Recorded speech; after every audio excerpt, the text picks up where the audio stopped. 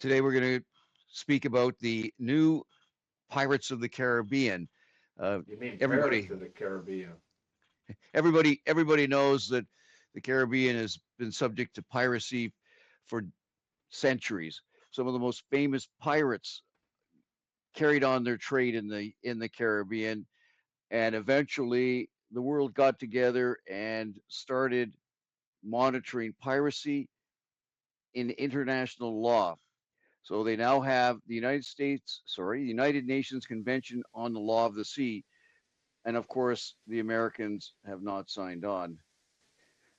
Now, Well, does that matter that they don't sign on? I mean, we can still prosecute them and prevent them from traveling to countries around the world. What's this above the law with a criminal state like the U.S.? Like, let's prosecute them under the United Nations and the Hague. They are not above the law. And a felon, even though you got a felon running your country, he's not above the law of the international courts. He's blowing up fishermen in the international waters and sometimes in other countries' waters. This is horrendous, folks.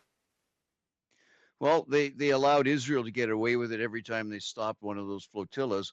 And by the way, Well, Palestine is a signatory to the law of the sea. It didn't protect them from an Israeli embargo and Israel stopping which is aid ships. ridiculous.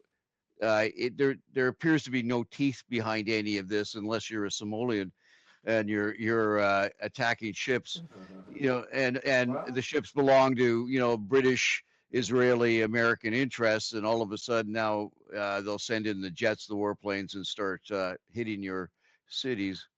which is what Trump, I think, wants to do. He started accusing the Colombian president of being a drug cartel leader, and he's cut off the funding to the Colombia, where they provide funding yearly for helping in the chasing down the drug operations.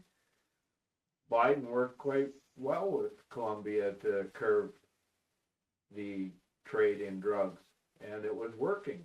And now you got this loose cannon going around the Caribbean blowing up fishermen.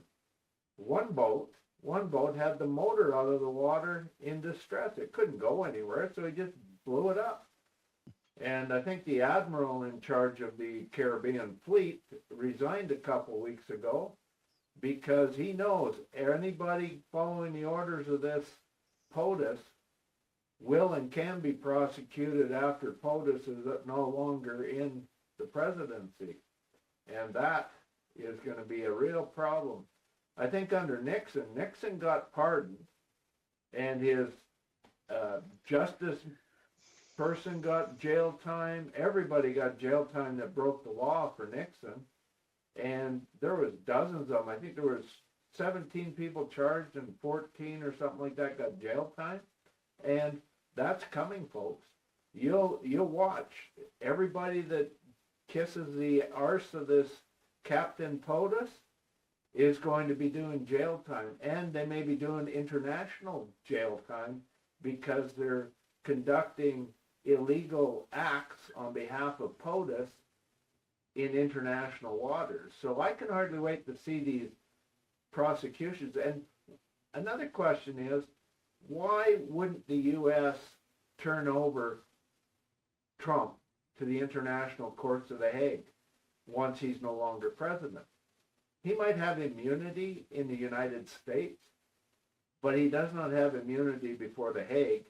And we, as the free nations of the world, should impose our tariffs and sanctions on the U.S. to force them to cough up Trump after Trump is no longer president and face the Hague for war crimes, international crimes against humanity. And if the U.S. so wanted, we could have the Hague charge them with acts done to citizens and civilians in the U.S. as illegal acts of war. There's some food for thought. The Hague can prosecute pirates, and any parrots that work for the pirates can also be prosecuted. Prosecuted parrots and prosecuted pirates. Perfect. This isn't the first time either that Trump has been involved in piracy involving Venezuela. Uh, Ships that were uh, going between Iran and uh, were seized, and Yes. 1.1 million barrels of Iranian oil was sold. Believe it or not, the oil was bound for Venezuela, which doesn't seem to make much sense. But since both countries have oil, but in any event, the U.S. administration under Trump sold the oil and of course kept the money. Oh yeah, sure. Why not? To which the Iranian president said, "No civilization brags about stealing." Well, Trump does. He brags about it all the time. He steals money from citizens of the U.S. and he brags that he hasn't gone to jail for fraud and extortion and every other crime under the sun. And this Epstein documents, they should be released, and they would have already been released if Trump hadn't manufactured a shutdown of government, which the book is out now from the lady that was the victim of Epstein, and I'm kind of interested to hear and see what's in that book, because it's very important that the world understands the crimes and the connections when the Epstein files are finally released. And they will be released unless Trump destroys them with absolute immunity from prosecution, because he can destroy it as President of the United States, and evidence is gone forever. Except the victims will produce their own list of people that were involved. So, yeah, we got some interesting times, folks. I really don't understand it. All I know is Venezuela and Colombia are now the target of Trump, and for good reason. He's been targeting with ICE Spanish-speaking people and brown-skinned people that look like they may be from Central and South America. And what he wants is to have an all-out land invasion in Colombia and Venezuela to make sure that there's a war, so there's no ability to hold an election in the United States. He's taking the war to the streets. The appeal court said he can use the militia to send troops into different areas, and he is now implementing a full-scale internal civil war against South and Central American individuals, targeting by skin and language. And then he's going to be putting troops on the ground in Venezuela and troops on the ground in Colombia, because he wants the oil that is there, and he needs a large-scale escalation of a war with boots on the ground to ensure that there's never an election next fall, and he will never be removed from power after that time. You heard it here, folks. That's my prediction. I can tell you right now, that's what all this pandering by the Pirate of the Caribbean is all about.